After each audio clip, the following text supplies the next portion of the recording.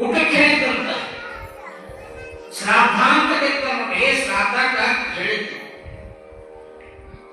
ಎಲ್ಲಾ ಬ್ರಾಹ್ಮಣರಿಗೆ ಹೇಳಿದ್ರು, ಎಲ್ಲರೂ ಬಂದ್ರು, ಎಲ್ಲರೂ ಊಟ ಕೂತಿದ್ರು. ಆ ಬ್ರಾಹ್ಮಣರಾಗಿ ಚಲೋ ಚಲೋ ಬುಂದೆ ಮಾಡಿಸಿದ್ರು.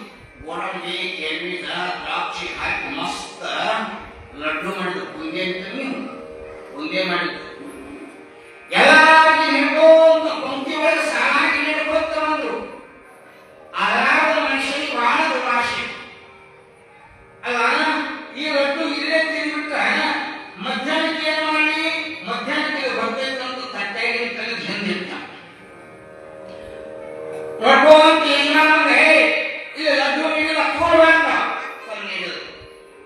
ಈ ಲಡ್ಡು ಸಂಜೆ ಮಕ್ಕಳ ರಾತ್ರಿ ಬರ್ತೈತೆ, ಈಗ ಯಾಕೆ ಮತ್ತೆ ಅದನ್ನು ತೆಗೆದಿಟ್ಟ. ಮತ್ತೊಬ್ಬ ಮಾಡಿದ್ರೆ ಲಡ್ಡು ನೀಡಿಲ್ಲ, ಮತ್ತೊಬ್ಬ ತಗೊಂಡು ಬಂದ ನೀಡಿಲ್ಲ. ಇದು ಮುಂಜಾನೆ ಸ್ನಾನ ಸಂಧ್ಯಾ ವಂದನೆಯಾಗ ಬರ್ತೈತೆ ಅಂತ ಅದನ್ನು ತೆಗೆದಿಟ್ಟ. ಅಂದ್ರೆ ತಂತಂದ ಹಾಕ್ತಾರೆ ತೆಗೆದಿಟ್ಟಂತ ಆಸೆ. 3 ಸಾರಿ ನೀಡಿದ 4ನೇ ಸಾರಿ ಲಡ್ಡು ತಗೊಂಡವ ಅನ್ನ ತಗೊಂಡು ಬಂದ. ಅನ್ನ ತಗೊಂಡು ಬಂದ ಹೇಳೋಣ ಏಸತ್ತು ನೀಡಬೇಕು, ನೀಡೈತಲ್ಲ ಈಗ ಅನ್ನ ಅಂತ ಅನ್ನಕ್ಕೆ ಇಟ್ಟ. ಅನ್ನ ನೀಡಾಕತ್ತಿದ್ರೆ ನೀವು ಅಂದ ಒಂದರ ತಿನ್ಬೇಕು, ಯಾರು ಇರೋದ ಬಿಡು, ಒಂದರ ತಿನ್ಬೇಕಂತ ಹಿಂದೆ ಇಟ್ಟಿನ ಕೈಯಾಸಕ್ತಿಲ್ಲ. ಕೈಯಾಸ ಅಂತ ನೋಡಿದ ಯಾಕೆ ಶಿವವ ಹಿಂದೆ ನೋಡಿದ.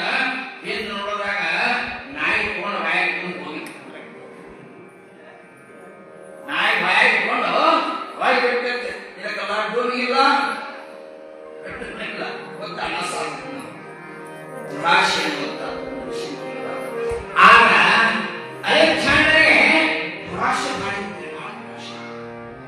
ಅದಕ್ಕೆ ಗುರು ಹೇಳಿದ ಇವನಿಗೆ ತಕ್ಕದಾದ ಪಾಠ ಕಲಿಸ್ಬೇಕು.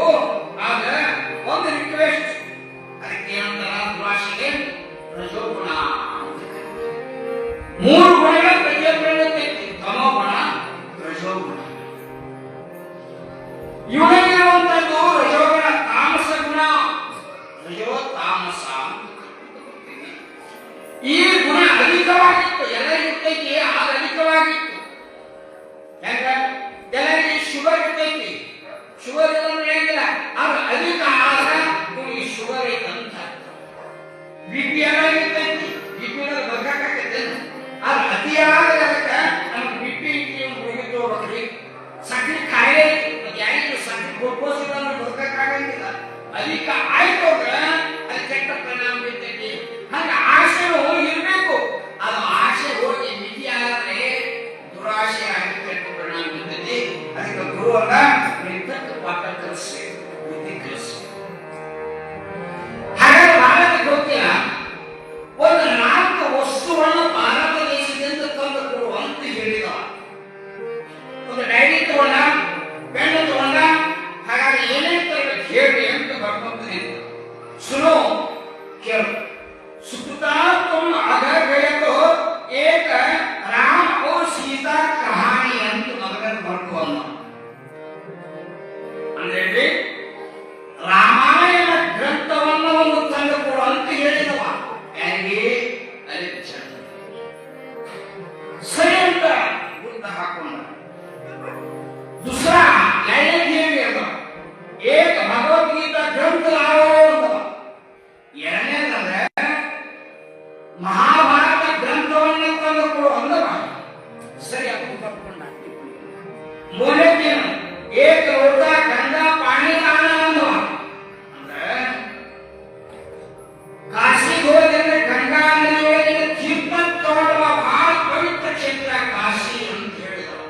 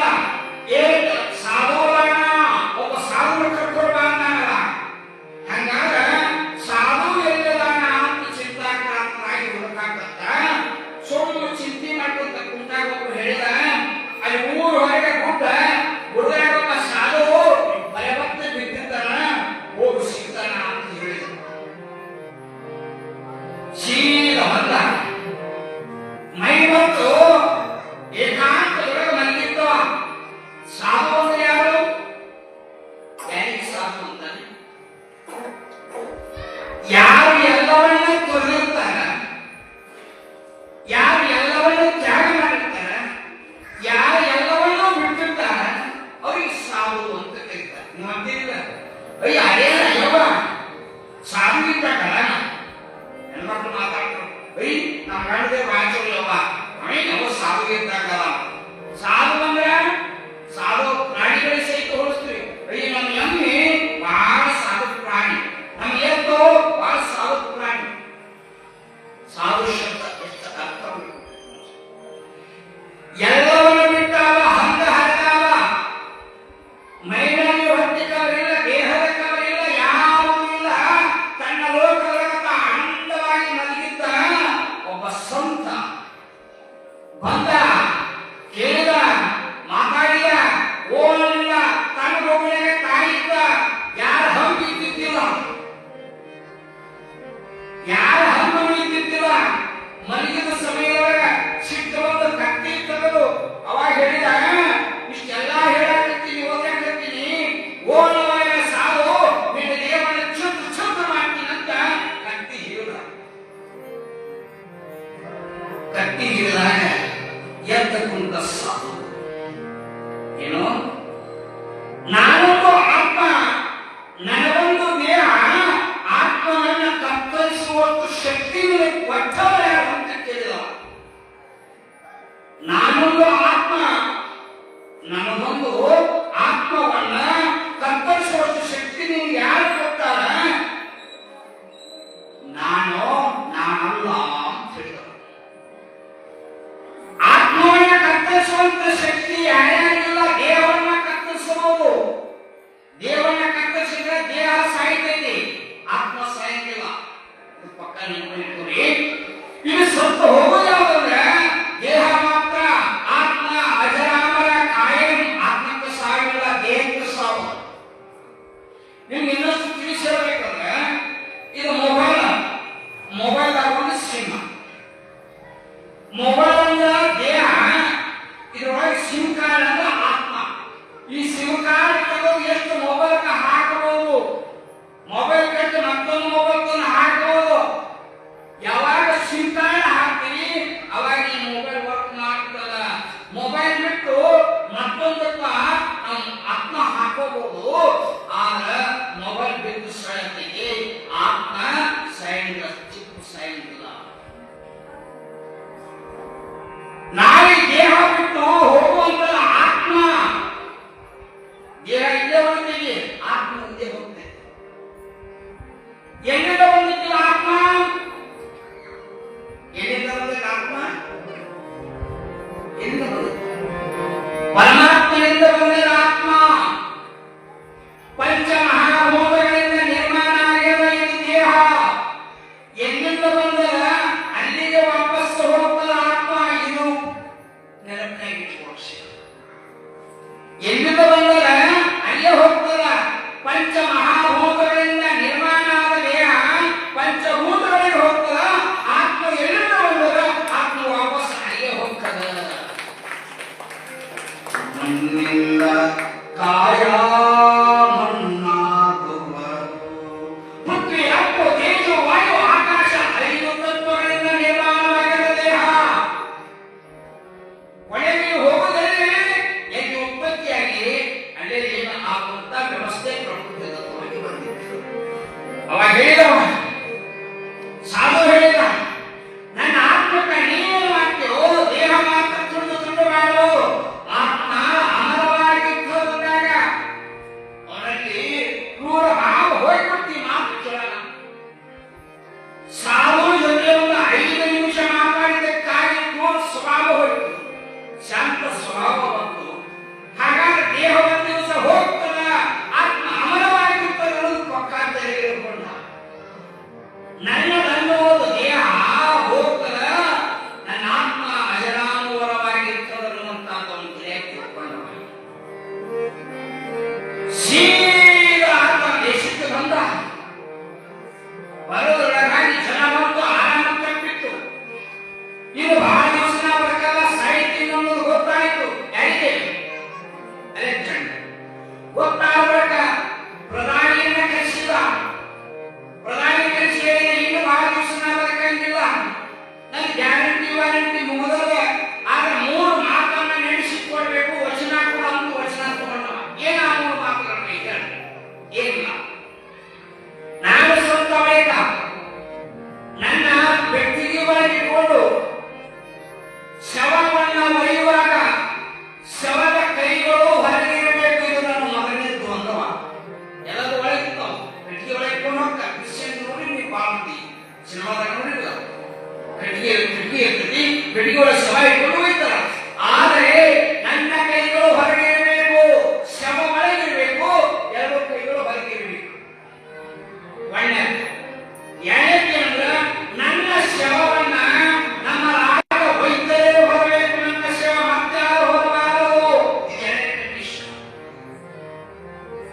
ಒಂದನೇದ್ದು ಕೈ ಹೊರಗಿರಬೇಕು, ಎರಡನೇದ್ದು ನಮ್ಮ ರಾಜಧಾನಿಯಲ್ಲಿರುವ ಎಲ್ಲ ಪ್ರಸಿದ್ಧ ವೈದ್ಯರಿಗೆ ನನ್ನ ಹೆಣ ಹೊರಬೇಕು, ಮೂರನೇ ಕಂಡೀಷನು ನಾನು ಬಳಸಿದ ಸಂಪತ್ತು ಚಪ್ಪನ ದೇಶಗಳಿಂದ ತಂದಿರ್ತಕ್ಕಂಥ ಏನ್ ಬಂಗಾರ ವಜ್ರ ಉಳಿ ವಸ್ತ್ರ ಎಲ್ಲರ ನನ್ನ ಶವ ಹೋಗುವಾಗ ಮುಂದೆ ಹಾರಬೇಕು, ಚಲಕೊಂತ ಹೋಗಬೇಕು.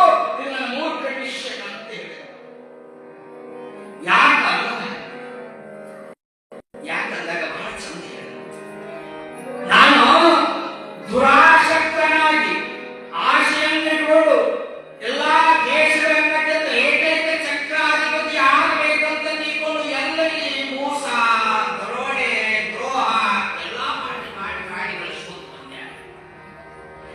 ಎಲ್ಲ ಗಳಿಸಿದ ಸಂಪತ್ತು ಕೊನೆಗಾಲಕ್ಕೆ ಜಗತ್ತು ಎಲ್ಲರಿಗೂ ಗೊತ್ತಾಗಿ ಇಟ್ಟು ದೇಶವನ್ನ ಗೆದ್ದು ಎಲ್ಲರ ಜೊತೆ ಯುದ್ಧ ಮಾಡಿ ಆಸ್ತಿ ಮಾಡಿಕೊಂಡು ಬಂದವ ಕೊನೆಗೆ ಹೋಗುವಾಗ ಏನು ಒಯ್ಲಿಲ್ಲ, ಬರಗೈಲೆ ಹೋದ ಅಂತ ಜಗತ್ತಿಗೆ ಗೊತ್ತಾಗಿ ಅಷ್ಟು ಸಾಲ ಅಂತ ಹೇಳಿದವನ್ನೇ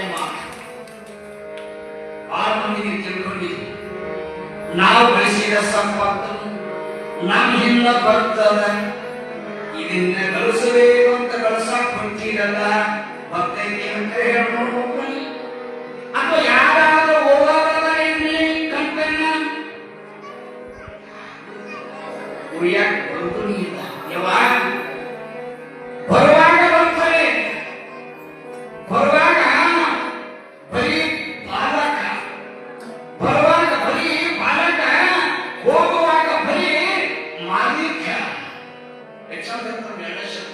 ಬರುವಾಗ ಬಾಲಕ, ಒಂದು ಜಗವನ್ನು ಬಿಟ್ಟು ಹೋಗುವಾಗ ಬರೀ ಮಾಲೀಕ.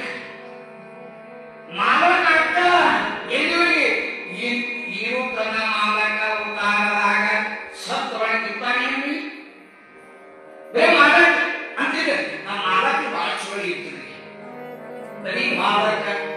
ಬರುವಾಗ ಮೈ ಬಾಲಕ, ಹೋಗುವಾಗ ಬರೀ ಮಾಲೀಕ.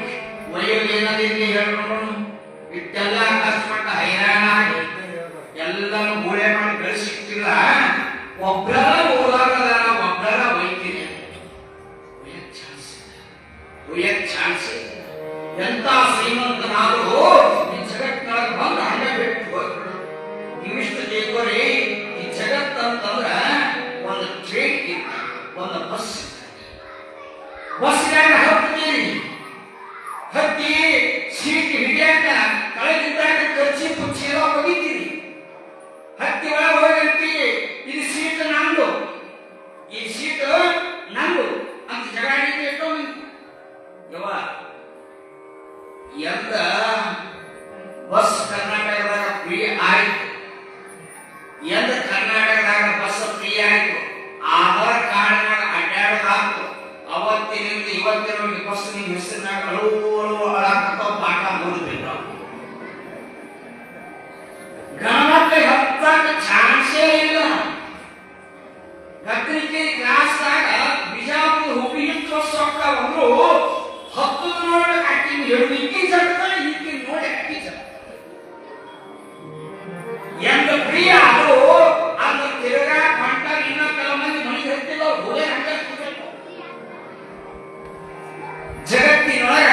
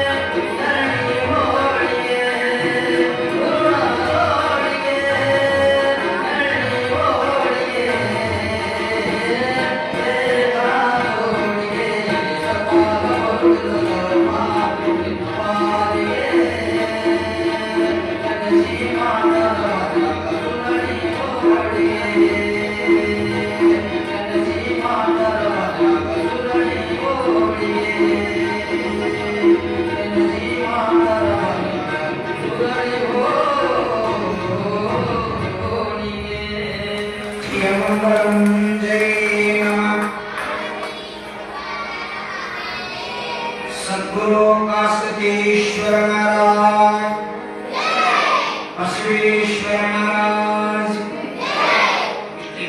कुंतल महाराज, ಒಟ್ಟ ನಾವು ತಿಳ್ಕೊಳ್ಳೋದು ಇಷ್ಟ. ಮನುಷ್ಯ ಮಾನವ ಜನ್ಮ ತೊಟ್ಟಿ ಭೂಮಿಗೆ ಬಂದಿರಬೇಕ. ಉದ್ದೇಶ ಕಳಿಸೋದು, ಸಂತಾನ ಮಾಡೋದು, ಅಭಿವೃದ್ಧಿ ಮಾಡಿ ಗಂಟು ಗೋಳೆ ಹಾಕಿ ಸತ್ತು ಹೋಗೋದು ಅಲ್ಲ ಅನ್ನೋದು ಪಕ್ಕ ತೆಗೆದುಕೋರಿ. ಬಂದದ್ದು ಎಲ್ಲಿಂದ್ರೆ ಸುಮ್ಮನೆ ಬಂದೀವಿ, ಸುಮ್ಮನೆ ಬಂದೀವಿ, ಒಂದಿಷ್ಟು ಮಾಡೋದು ಮಾಡಿ ಯಾವಾಗ ಕಲಿತಾನ ಅವಾಗ ಸುಮ್ಮನೆ ಹೋಗ್ಬಿಡೋದು. ಅದನ್ನ ತಲೆಯಾಗಿಟ್ಕೋಬಾರದು. ಮೈ ತುಂಬ ದುಡಿಬೇಕು, ಹೊಟ್ಟೆ ತುಂಬ ಹೊಡಿಬೇಕು. ಜೀವನ ಕಲಿ ಮೈ ತುಂಬ ದುಡಿರಿ, ಹೊಟ್ಟೆ ತುಂಬ ಹೊಡಿರಿ. 1000 ವರ್ಷ ಇರ್ತೀರ ಗಳಿಸು, 1000 ವರ್ಷ ಇರ್ತೀರ ಗಳಿಸು. ಆಗ ನಾಳೆ ನಾಳೆ ಸಾಹಿತ್ಯ ಅನ್ನೋದು ಪಕ್ಕ ತಲೆಯಾಗಿಟ್ಕೊಂಡು ಬದುಕು. ಕೇವಲ ಮಕ್ಕಳ ಮಾಡಿ ಮಳಿ ಕಟ್ಟಿ ಸಂತಾನ ಮಾಡಿಕೊಂಡು ಅಭಿವೃದ್ಧಿ ಮಾಡಿ ಒಳ್ಳೆಕ್ ಬಂದಿಲ್ಲ. ಮನುಷ್ಯ ಜನ್ಮ ಬಂದದ್ದು ಮುಕ್ತಿ ಪಡೆಯಾಕ ಅನ್ನೋದು ಪಕ್ಕ ತಲೆಯಾಗಿಟ್ಕೊಂಡು ಮೋಕ್ಷ ಸಾಧನೆ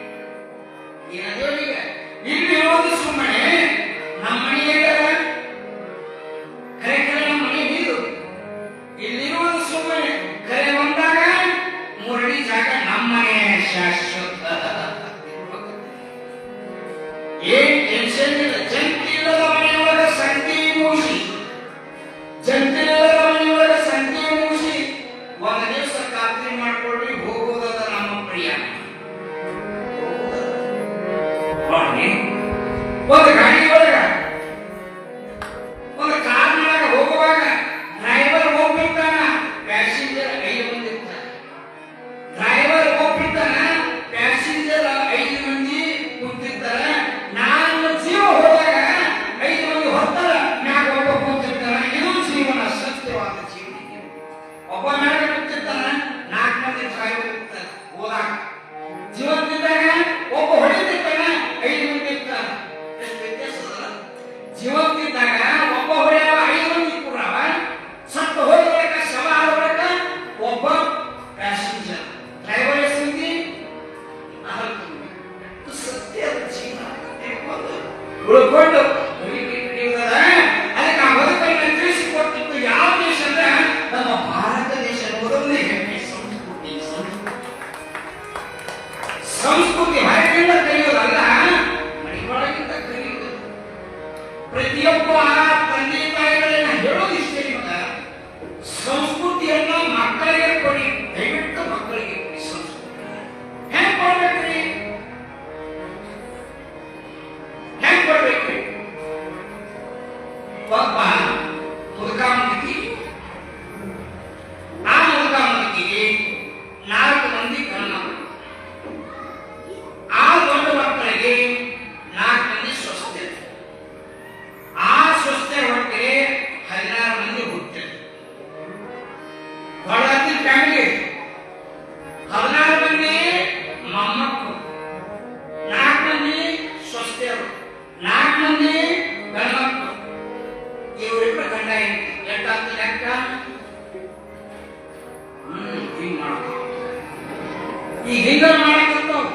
ಮುಂದೆ ಇದೂ ಇಲ್ಲ, ಈ ಕ್ಯಾಲ್ಕುಲೇಟರ್ ಬಂದವು. ಬೇಕಾದ್ರೆ ಅಂಗಡಿಯಾಗ ಬಾಯಿಗೆ ಲೆಕ್ಕ ಮಾಡಿ ಅವ್ರ ಪಕ್ಕದ 10 ರೂಪಾಯಿದು ಒಂದು ಬಿಸ್ಕಿಟ್ ಕೊಡಿ, ಒಂದು ಕುರ್ಕುರಿ ಕೊಡಿ ಅಂದ್ರೆ 10 ರೂಪಾಯಿ ಕೊಟ್ಟಾಗ ಕುರ್ಕುರಿಗೆ ಎಷ್ಟು? 16 ರೂಪಾಯಿ ಲೆಕ್ಕ ಮಾಡ್ಬಿಟ್ಟು ಕ್ಯಾಲ್ಕುಲೇಟರ್ ಅವ್ರ ಹೆಂಗಂದ್ರೆ ಎಲ್ಲವೂ ಅದ್ರ ಮ್ಯಾಗ ಅವಲಂಬನೆ ಕೊಡ್ಬೇಕಾನೆ. ಕ್ಯಾಲ್ಕುಲೇಟರ್ ಇಲ್ಲದ ಕಾಪಿ ಇದ್ದು ಮತ್ತೆ ಕ್ಯಾಲ್ಕುಲೇಟರ್ ಲೆಕ್ಕ ಮಾಡಿ ಕೊಟ್ಟು ವಿಶ್ವಾಸ ಭರವಸೆ ಅಲ್ಲ. ಯಾಕೆ ಬ್ಯಾಂಕ್ ಬರ್ತಿದ್ದೆ 10 ರೂಪಾಯಿದಾಗ 5 ರೂಪಾಯಿ ಕುರ್ಕುರಿ ತಂದದ, ಒಂದು 4 ರೂಪಾಯಿ ಬಿಸ್ಕಿಟ್ ತೊಗೊಂಡದ, 5 4 ಎಷ್ಟಾಗ್ತದೆ? 91 ರೂಪಾಯಿ ಬರ್ಬೇಕಿಲ್ಲ. ಇಲ್ಲ ಕಳಿ ನೋಡ್ತೀನಿ ಅವನ ಮ್ಯಾಗ ಭರವಸೆ ಅಲ್ಲೋ. ನಮ್ಮ ಮ್ಯಾಗನ ಭರವಸೆ ಇಲ್ಲ ಅಂತ ಮತ್ತೆ ದೇವರ ಮ್ಯಾಗ ಏನು ಭರವಸೆ ಇಲ್ಲ ಅಂತೀನಿ. ಈ ಮನೆಯಿಂದ ಪುರಾಣಕ್ಕೆ ಬರ್ತೀರಿ, ಗಂಡ ಹೆಂಡತಿ ಮಕ್ಕಳು ಒಟ್ಟು ಬರ್ತೀರಿ ಅಂತೀವಿ. ಬರುವಾಗ ಏನ್ ಮಾಡ್ತೀರಿ? ಮನೆಗೆ ಯಾರಿಲ್ಲ, ಮುದುಕ ಮುದುಕಿ ಎಲ್ಲ ಕೂಡ ಬರಾಕತ್ತೆ. ಬರುವಾಗ ಏನ್ ಮಾಡ್ತೀರಿ? ಹೌದಾ? ಹೀಗೆ ಹಾಗೆ ಬರ್ತೀರಿ ನೀವು, ಹಾಗೆ ಬಿಟ್ಟು ಬರ್ತೀರಿ. ಶನಿ ಸಿಂಗನಾಪುರ ಬರ್ತೀರಿ. ಆ ಶನಿ ಸಿಂಗನಾಪುರದಾಗ ಮನಿ ಬಾಗಿಲಿಲ್ಲ. ಮಹಾರಾಷ್ಟ್ರದಾಗ ಶನಿ ಸಿಂಗನಾಪುರ ಅಂತೀವಿ. ಮನಿ ಬಾಗಿಲಿಲ್ಲ, ಒಂದಿನ ಕೀಲಿಲ್ಲ. ನಮ್ಮ ಮನ್ಯಾಗ ಒಂದು 5 ನಿಮಿಷ ಕೀಲಿ ತೆಗೆದ್ರೆ ಏನು ಇರಂಗಿಲ್ಲ.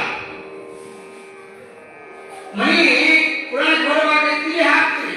ಯಾಕೆ ಹಾಕ್ತೀವಿ? ಯಾಕೆ ಹಾಕ್ತೀವಿ? ಬಲಗೈಲಿ ಹಾಕ್ತೀವಿ, ಎಡಗೈ ಕೆಳಗೆ ಬಿಡ್ತಿಲ್ಲ, ಬಲಗೈಲಿ ಹಾಕ್ತೀವಿ, ಚಾವಿ ಇಟ್ಕೋತೀವಿ. ಇದೇನು ಪಾಪ ಮಾಡ್ತೀವಿ ಗೊತ್ತೈತಿ? ಯಾವ್ದು? ಎಡಗೈ. ಬಲಗೈಲಿ ಹಾಕಿದ್ದು ಕಣ್ಣು ನೋಡಿರ್ತೈತಿ, ಇದನ್ನು ಅದ್ರಾಗ ಬಾಗಿ ಬಿದ್ದೈತಿ, ಸಹಾಯ ಮಾಡಿರ್ತೈತಿ, ಮತ್ತೆ ಅಗವ ಮಾಡಿ ಚೇಕೆ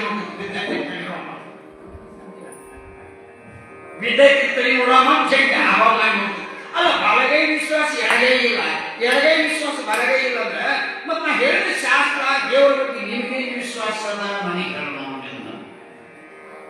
ನಿಮ್ಯಾಗ ನಿಮ್ಗೆ ವಿಶ್ವಾಸ ಇಲ್ಲ ಅಂತ ಅದಕ್ಕೆ ಮುದುಕ ಮಂದಿ ಅಂದ್ರು 14 ಮೊಮ್ಮಕ್ಕಳು, 4 ಮಂದಿ ಸ್ವಸ್ಥರು, 4 ಮಂದಿ ಗಂಡ್ಮಕ್ಕಳು, ಆಸ್ತಿ ಅದ, ಫಲ ಅದ, 4 ಮಂದಿಗೆ ಮನೆ ಅದ. ಆಗ ಏನು ಕೊಡಬೇಕಾಗಿತ್ತು ಮುದುಕಿ ಅದು ಕೊಟ್ಟಿಲ್ಲ. 3 ಮೊಮ್ಮಕ್ಕಳ ಭವಿಷ್ಯ ಹೆಂಗ ಅಂತ ಮುದುಕ ಕೇಳಿದ. ಮುದುಕಿಗೆ ಏನ್ ಕೊಡ್ಬೇಕಾಗಿತ್ತು? ಆಸ್ತಿ ಕೊಡ್ತೀವಿ, 4 ಮನೆ ಕೊಡ್ತೀವಿ. ಆಗ ಮೂಲತವಾಗಿ ಆ ಮೊಮ್ಮಕ್ಕಳಿಗೆ ಸಂಸ್ಕಾರ ಕೊಡ್ಬೇಕಲ್ಲ.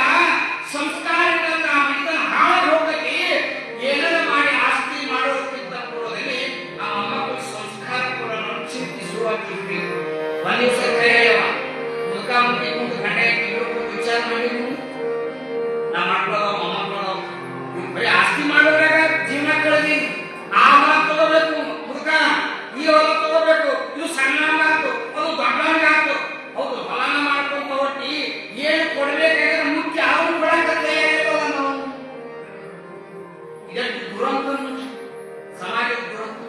ಮುದುಕಾಮುದುಕಿ ಕುಂತಂದ್ರು ಇವು ಒಳ್ಳೆಯದೇನಾದ್ರೂ ಭವಿಷ್ಯ ರೂಪಿಸಬೇಕು, ಸಂಸ್ಕಾರ ಕೊಡಬೇಕು, ಇಲ್ಲೊಂದು ಕೆಟ್ಟು ಹೋಗ್ತದ. ಹಂಗಾಗಿ ಇಬ್ರು ಕೂಡ ಮಾತಾಡಿದ್ರು, ಮೊದಲು ನಾವು ಸಂಸ್ಕಾರವಂತರಾಗೋಣ, ಆಮೇಲೆ ನಮ್ಮನ್ನ ಕರೀತಾರೆ. ಹೆಂಗ ಸಾಮದಾಗ ಪುರಾಣ ಹತ್ತಂದ್ರ ಎಲ್ಲರಿಗಿಂತ ಮೊದಲ 7:30 ಮುದುಕಾಮುದುಕಿ ಬರೋದು.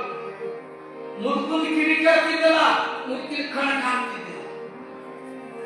ಸತ್ಯ ಘಟನೆ ಕೇಳಿ ಮುದುಕೊಂಡು ಕಿವಿ ಕೇಳ್ತಿದ್ದಿಲ್ಲ, ಮುದುಕಿ ಕಣ ಕಾಣ್ತಿದ್ದಿಲ್ಲ. ಮುದುಕಾಮುದುಕಿ ಕೈ ಹಿಡ್ಕೊಂಡು ಕರ್ಕೊಂಡು ಬಂದು 2 ಕುರ್ಚಿ ಹಾಕೊಂಡು ಇಬ್ರು ಕೂಡ ಈ ಕಮಿಟಿ ಮೇಲೆ ಇರ್ತಿತ್ತು. ಪುರಾಣ ಆಶ್ಚರ್ಯ ಆಗಿತ್ತು. ಏ ಸಂಗಪ್ಪಣ್ಣ ಏನ್ ಹೇಳ್ಬಿಟ್ಟ ಪುರಾಣ ಅಂತ ಕೇಳೋರು. ಆ ನೋಡ್ರೆ ಒಂದು ತಿಂಗಳು ಆಯ್ತು, ವರ್ಷ ನೋಡ್ತೀವಿ, ಕಿವಿ ಕೇಳಾವಂತಿ, ಐದು ಕಣ್ ಕಾಣಂತಿ. ಮತ್ತೆ ಇಬ್ರು ಮೊದಲ ಬಂದು ಕೂಡ್ತಿಲ್ಲ, ಪುರಾಣ ಮುಗಿದನ ಮತ್ತೆ ಕಿವಿ ಕೇಳ ಮತ್ತೆ ಎದಕ್ ಬರ್ತೀವಿ ಮಕ್ಕಳನ್ನು ನಿದ್ದೆ ಕೈತಲ್ಲ ಅಂದ್ರು. ಏ ಉತ್ಸವ ಯಾಕೆ ಬರ್ತೀವಂದ್ರೆ ನಮ್ಮಿಬ್ಬರಿಗಾಗಿ ನಾವು ಬರಾಕತ್ತಿಲ್ಲ, ನನಗಾಗಿ ಕಿವಿ ಕೇಳಲ್ಲ, ನನ್ನ ಮುಕ್ಕಿಗೆ ಕಣ ಕಾಣಂಗಿಲ್ಲ. ಆದ್ರೂ ನಾವು ಯಾಕೆ ಬರಾಕತ್ತೀವಂದ್ರೆ ನನಗೆ 16 ಮೊಮ್ಮಕ್ಕಳು ಅದಾವ, 4 ಸ್ವಸ್ಥರಾದ, 4 ಮಂದಿ ಮಕ್ಕಳದಾವ. ಅವ್ರು ಒಳ್ಳೆ ಸಂಸ್ಕಾರವಂತರ ಆಗಬೇಕು, ಹೃದಯವಂತರ ಆಗಬೇಕು, ಸುಸಂಸ್ಕೃತ ಮನೆತನ ಅನುಭವಿಸಬೇಕಂತ ತಿಳ್ಕೊಂಡು ನಾವು ಬರ್ತೀವಿ. ಒಂದು ವೇಳೆ ನಾವು ಬರದೇ ಹೋದ್ರೆ ಮನೆಯಾಗಿ ಇಟ್ಕೊಂಡು ಸ್ವಸ್ಥರಿಗೆ ಮೊಮ್ಮಕ್ಕಳಿಗೆ ಹೋಗಂದ್ರೆ ಮುದುಕಾಮುದುಕಿ ವಯಸ್ಸಾಗ್ಯದ, ನೀವು ಹೋಗಿಲ್ಲ, ನಾವು ಹೋಗಿ ಮಾಡೋದು ಅಂತ ತಂಗಿದ್ದಾರಂತ ಕಿವಿ ಕೇಳೋ ಮುಂದೆ ಪುರಾಣ ಕೊಡ್ತೀನಿ. ಸಸಿ ಇವತ್ತು ಬಂದಿಲ್ಲ, ಮೊಮ್ಮಕ್ಕಳು ಕರ್ಕೊಂಡು ಯಾಕೆ ಬಂದಿಲ್ಲ ಅಂತ ಕೇಳುವ ಹಕ್ಕು ಬೇಕಂತ ಕೇಳಕ್ಕೆ ಬರ್ತೀನಿ ಹೊರತು ನನಗಾಗಿ ಅಲ್ಲ, ನನಗಾಗಿ ಅಲ್ಲ. ರೈಸ್ಬೇಕಲ್ಲ, ಅವ್ರು ಹೇಳ್ಬೇಕಲ್ಲ, ನೋಡು ಮಾವ ಅತ್ತಿ ಕಣ್ ಕಾಣಂಗಿ ಕಿವಿ ಕೇಳಲ್ಲ, ಅವ್ರು ಹೊಂಟಾರ ನಮಗೇನು ಕಾಣಿಲ್ಲ ನಡಿಯಕ್ಕ ಅಂತ 4 ಮಂದಿ ಬರ್ತಾರ, ನಮ್ಮ ನೋಡಿ ಕಲಿಬೇಕು. ಅವ್ರು ನೋಡಿ ನಮ್ಮ ಅವ್ವ ನಮ್ಮ ಅಪ್ಪ ಹೋಗ್ಯಾರ, ನಾವು ಇದ್ರಲ್ಲಿ ಏನದಂತ ನೋಡ್ಬೇಕಂತ 14 ಮೊಮ್ಮಕ್ಕಳು, 4 ಮಂದಿ ಸ್ವಸ್ಥರು, 4 ಮಕ್ಕಳು ಬರ್ಬೇಕಂತ ಉದ್ದೇಶ ಐತಿ. ನಾವು ಕೇಳ್ತಾರೆ ಆಗೋದ್ರೆ ಏನಿಲ್ಲ. ಅವರು ವರ್ಷಕ್ಕಾಗಿ ಮತ್ತು ಪುರಾಣಕ್ಕೆ ಬರಕಂತೀನಿ ವಯಸ್ಸಿಗಾಗಿ ಬೆಳೆದಂತ ಇದು ಪಕ್ಕ ನೀವು ತೆರೆಗಿಕೊಂಡ ಇದು ಮಕ್ಕಳಿಗೆ ಸಂಸ್ಕಾರ ಕಟ್ಟಿ ಬಂದೋಳೆ. ನಾವು ಸಂಸ್ಕಾರ ಕೊಡೋದು ಮೊದಲು.